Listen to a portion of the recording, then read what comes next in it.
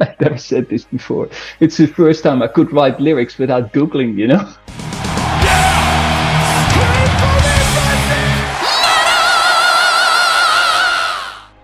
Hey everyone, welcome to the channel. My name is Belgian Jasper. If this is your first time in the channel, hit subscribe right now.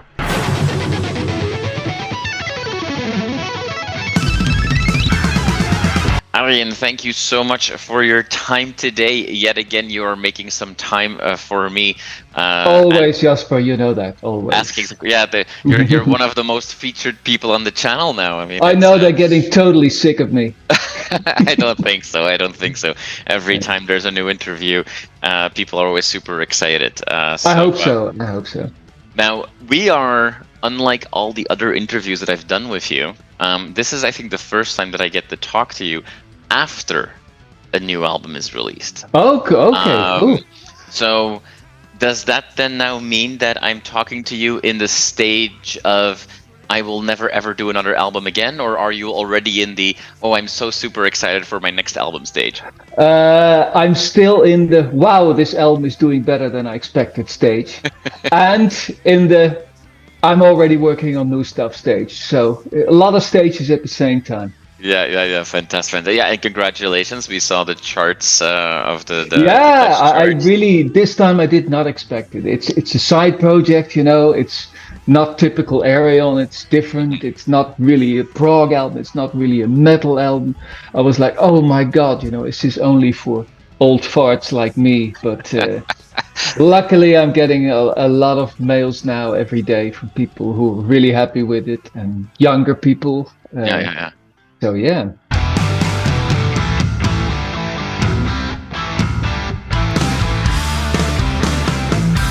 I hope I get to some time to ask some questions from the fans as well, because I did post on the official cool. Fan group in Facebook, like, hey, if people want to ask a question, oh, obviously, cool. You know, that's great. 5 minutes later, a whole long list of questions. People. So we'll see what we can get to. But yes, so number 2, I believe that the album came in on the chart, which is super impressive.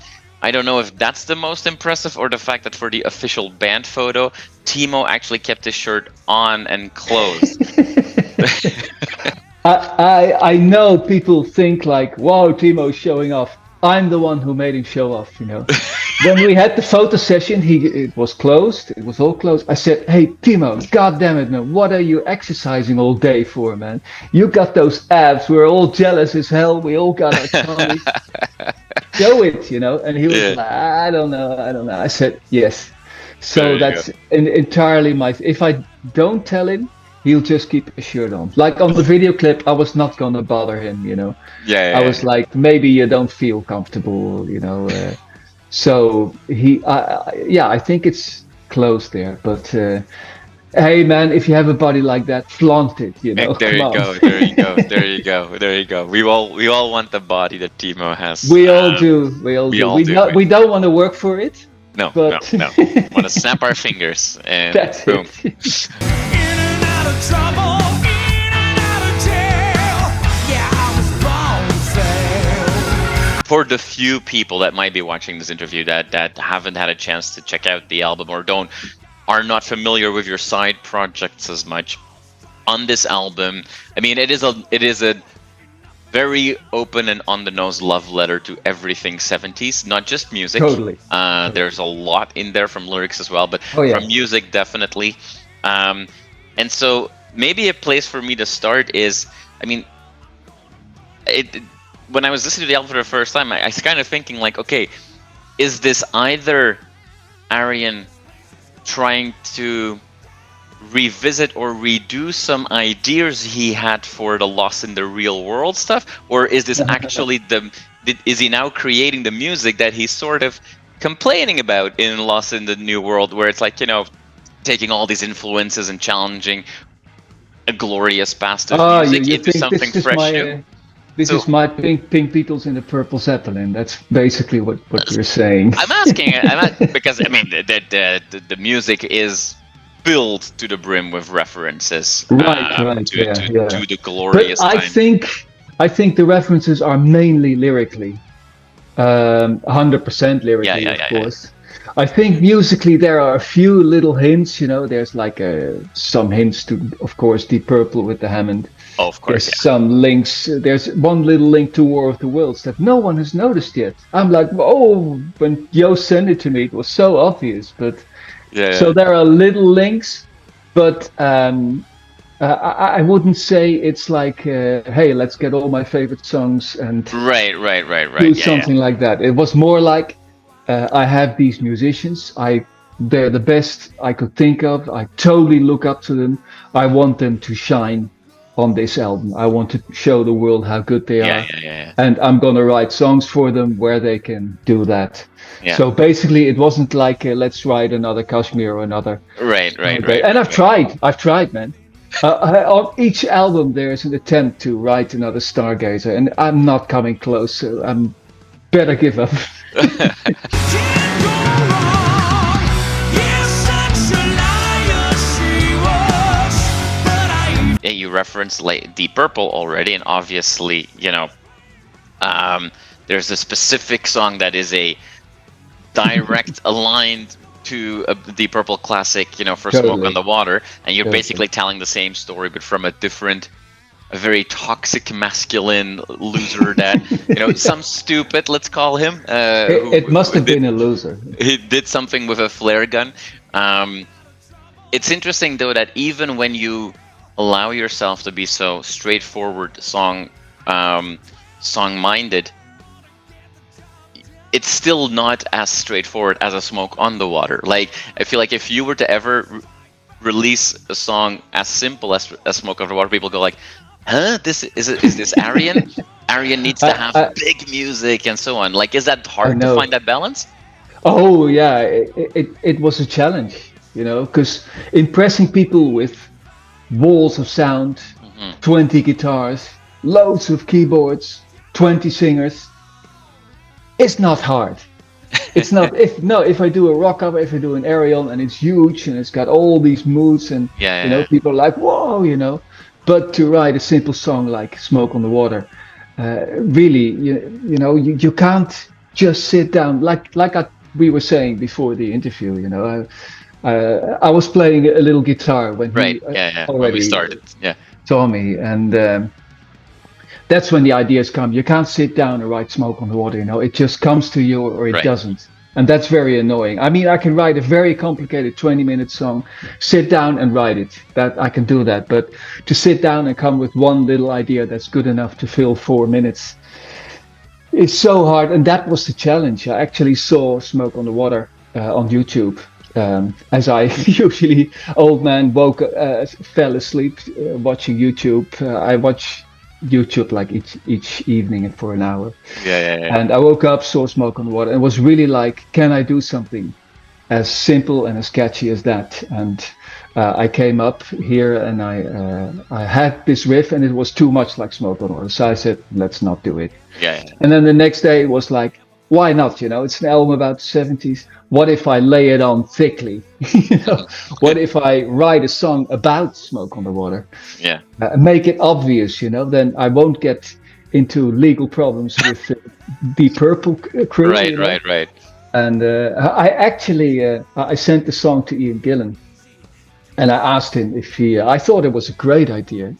Possibly he didn't think so, but I asked him to do a little intro to it. I asked him to act as if he was speaking on my answering phone, saying something like, hey man, I don't know who you are, but I hear you ripped off Smoke on the Water and you'll be hearing from our lawyers. Click. And I wanted that to be the intro to the song. But unfortunately, he loved the song. He said it's great, but for some reason, unclear reason, maybe they were in legal battles, with people. I mean, they had it before. Possible. I mean, Child in Time was that kind of like a well, I think that's where they potentially ripped off other people, right? Totally, so it's interesting. Yeah. It's interesting. Yeah. Now, this song in particular, and we're talking about "Burn It Down," right?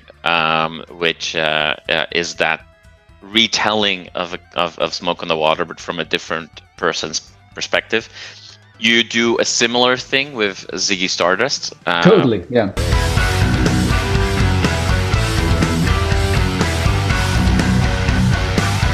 you reference more than just one song, more the whole fictional story of Yeah. Ziggy Stardust and Aladdin Of Sane. course, there's the reference to 5 years at the very Exactly, end, exactly. which not many people have noticed. Oh, really? Again, no, I was like, am I even allowed to do that, or am I gonna get in trouble? But I Yeah. think a drum beat, I don't think you can copyright that. But yeah, Yeah. it's about really the concept of Ziggy, and I didn't understand it. Like I still don't understand the concept of Dark Side of the Moon. I know it's a concept album. Every time, what's it about then? And then they say, yeah, I do you like what's Dark Side of the Moon about? You know, Well, about money, about people, about. I guess the dark side of humanity that we all have to face. I don't know, Something like use that. use a Could lot of be. big words, and then Yeah, then for a it band gets like Pink interesting. Floyd. Yeah, but Ziggy Stardust, I never got the story, like what's happening. Let the children boogie, what, what's going on. So it's kind of my take on the story, and it's people ask me, so what's your take on the story? Really, it's kind of superficial. That lyric, it's just quoting Bowie in a couple of lines, and what I think he wanted to say with the song. So. Now she finally feels her best. That's all we've got. Well, the Rise of the Starman is the one that we were talking about just Yeah. now, and then Burn It Down. Those are a little bit more like on the nose, where like for fans of rock music of the 70s should be pretty easy to figure out. I know, yeah. what you're about. I did those quizzes again on Facebook, Yeah, and these were easy. These yeah, were one exactly. of the easy ones, yeah. There's other songs that are a little bit more, more deeper cuts, or Easter eggs are a little bit more hidden, but Yeah. all of the songs are filled with all these references to the 70s, to famous people, to music, to pop culture, and sometimes just plain history. A song like Odyssey, for example. What was the most fun for you working on this album? You said like you had this idea of creating straightforward songs that let other people shine, and then you also, I think, had a lot of fun, maybe a lot of frustration at times as well, to figuring out these lyrics, like puzzling the lyrics together, full of references, or creating this music. Was there one that you loved more than the other? There was no frustration at all, because I'm talking about my favorite period of my life, Right. the favorite 10 years of my life, and all that stuff that made impressions on me. I mean, it's the first time I've never said this before. It's the first time I could write lyrics without Googling. As the kids were cheering, he paid the price of fame. It all came so easy. It's like, okay, at first it had to fit the song, of course. Right. You mentioned Odyssey. It's this big, monumental song. It's the most like Ayreon, basically. You can't do that about ABBA. So that's about the Apollo 13, Yes. of course, the failed mission. There had to be something spacey in there. Of course, of course. Yeah.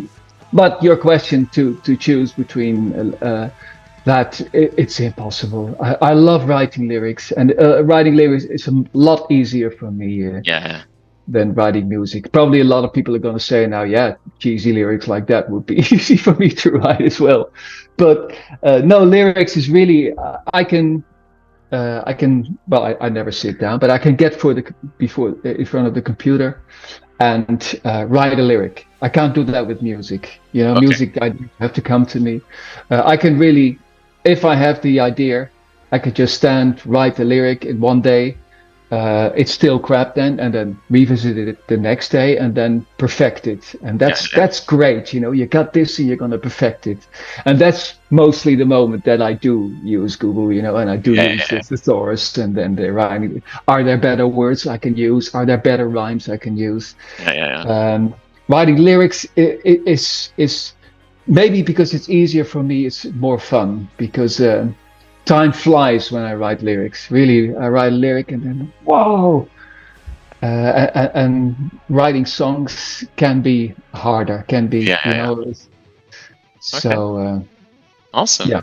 And actually, like, without even having to list some of the questions. You actually answered a bunch of questions of the fans already, because a lot of people cool. wanted to know about the Cool. thought process and the creative process. But Yeah, you know, yeah. you mentioned making an impact, and you do that with lyrics, you do that with music, but there's a third element to it, which is extremely important with you always, and not one little bit less this time, which is the artwork. The artwork itself is also, at many times, every song has its own specific piece of art, and there's a lot of references there as well. Hugely inspired by those classic albums that, you know, 50 years later, you still find new details in them, right? That must have been, I know obviously that you also rely heavily on other artists to make your vision come to life. Really happy how that turned out, I assume. I say it with every album, you know, but really this is my favorite yearbook, you know. I love heavy, loud colors. Yeah. And of course, my main two influences are very obvious, which is Roger Dean in the logo and Hypnosis, you know, the covers, the photos they made and the photo manipulation that they did and stuff. I actually, of course, I wanted Roger Dean for the logo, you know, and I tried to reach him. I didn't get an answer, so I asked 5 other people for me, but not what I was looking for, not in that 70s style, you know. There were basically younger people who didn't even know Roger Dean. Right. Then finally, I got a mail from Roger Dean out of the blue. Hey man, I know who you are. I bought Revel in Time and I love it. I mean, can you imagine me, my biggest hero? You know, I bought all the album covers just because of his art. Sends me a mail that he likes my music and he bought Star One. Thinking about it, possibly he bought it because of the nice artwork and not because of the music. I don't know, but so I was like, "Can you do a logo for me?" Yeah, sure. He said, "Let's not do whole Supersonic Revolution because that's too many letters. Let's just do the S and the R." Good idea, you know. Let's go for it. When can you be done? Well, I can do it in about half a year. And I was like, "Oops, that presents a small problem."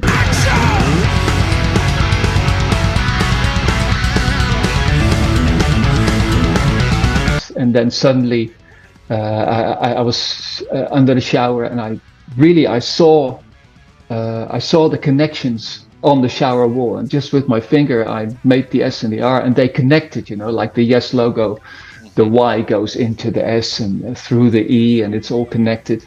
And I saw those connections and I ran to my office and jotted it down.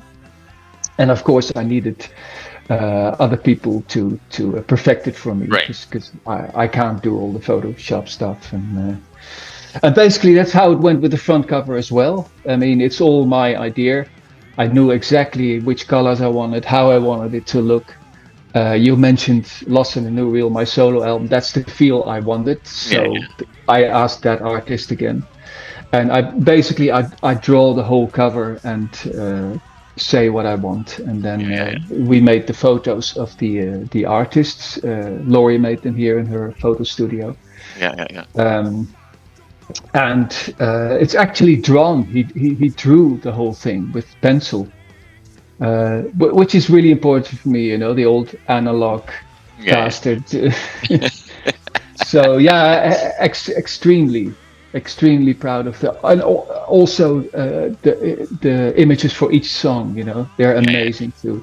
They're made by Laurie and a few people made the inside. For sure. And even lyrics this time. So like fantastic.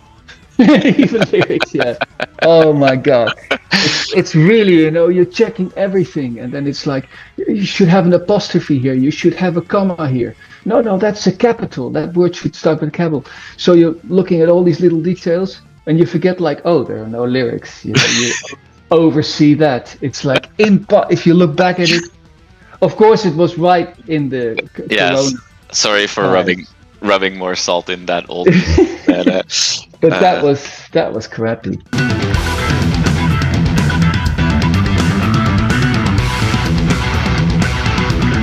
I did hear back from Andy Scott of The Sweet, Nice.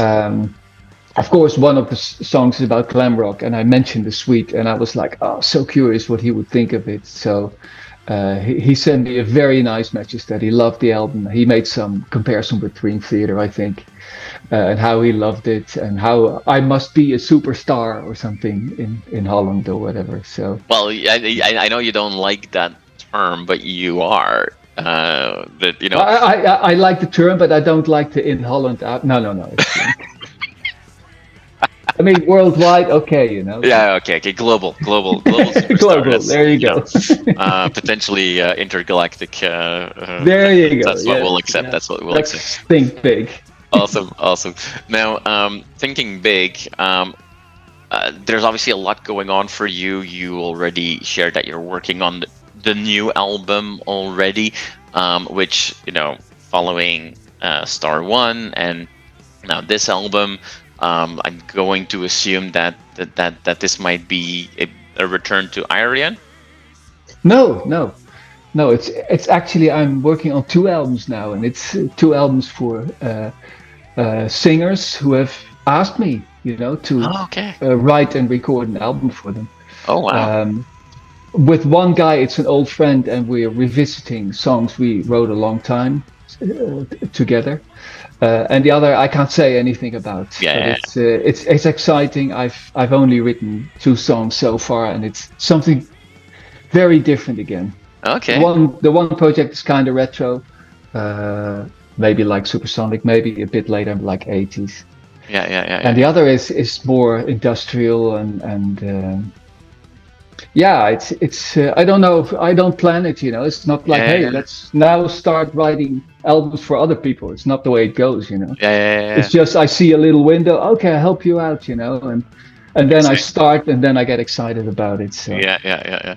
Now, when you mentioned that the album of a friend of yours, older, and revisiting some old stuff, there was quite the conversation going on your Facebook fan page about, hey, has he or has he not announced that he will or will not ever be reissuing Pools of Sorrow, Waves of Joy?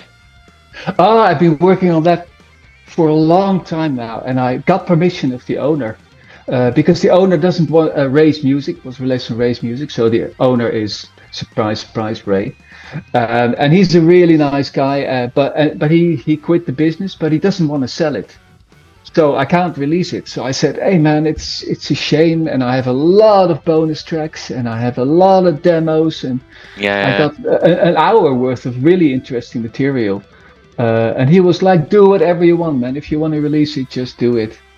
So already a year ago, I actually re-recorded 2 songs, completely re-recorded it with new instruments and new backing singers, and those songs are ready to go. It's just I'm releasing so much now, and I don't want to flood the market, you know. I don't want to give people the idea that you know, I'm trying to grab as much money as I can at my old age. You know, but yeah, there's so much happening now, and now of course there's the live shows. I was just about to ask you. Yeah, and the merch is going online, so people can already order stuff. And yesterday I just heard that we have a cinema show that sold out in 5 minutes, so we had to add another one. So yeah, I don't want to flood the market, you know, like release yet something else. So I'm still looking for that window to release Pools of Sorrow, Waves of Joy, my first solo album. And I don't know how yet. I don't know if I would just do it myself, have it pressed and sell it, or have a record company do it, but definitely it's ready to go.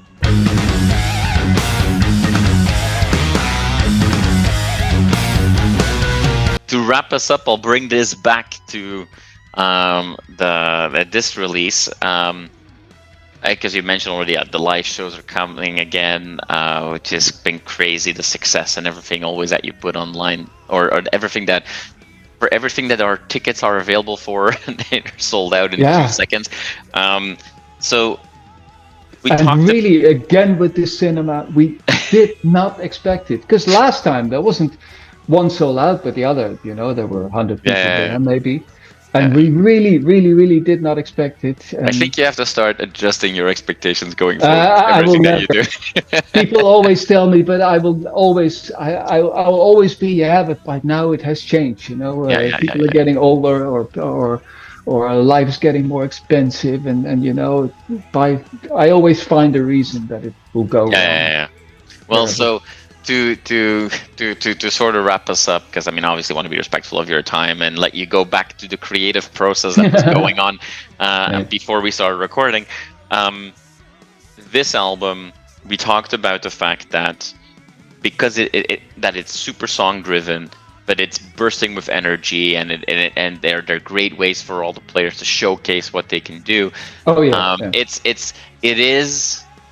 It truly is an album that screams to be played live, but we also all know how you feel about live shows, or Right, maybe how you feel about touring, and then also about sporadic live shows. So the rationale tells me that I should not keep my fingers crossed to see any shows announced, even though the posters were pretty cool with Flatwood Mac and and all that kind of stuff. But Fleetwood PC, that's what it was.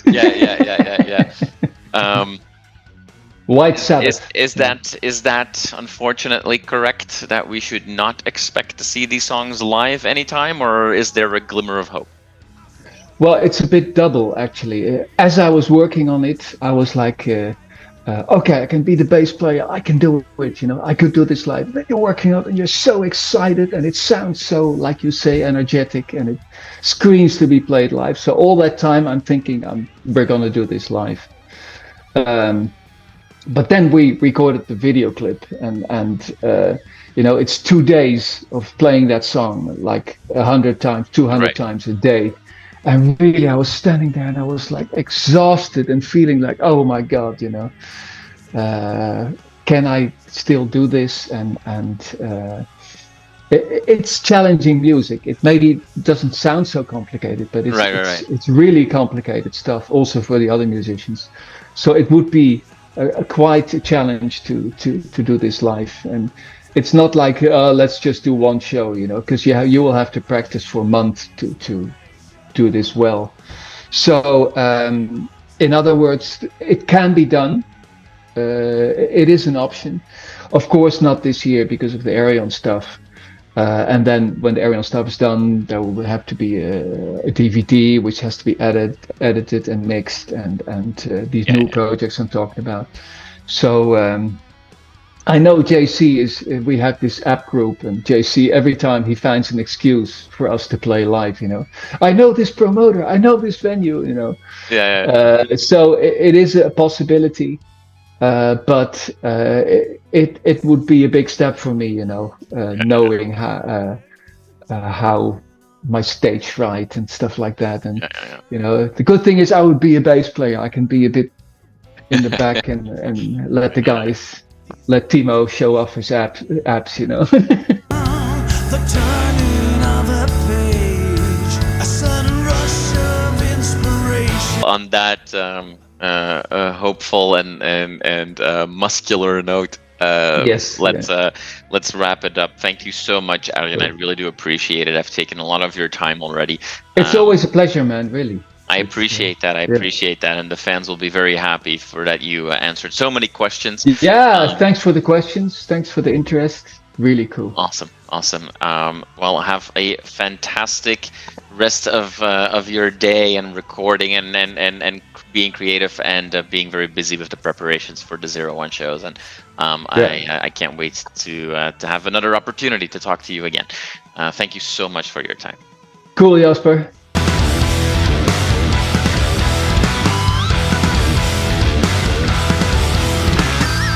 You are awesome for watching this video. Click right here to see more content like it and subscribe to the channel.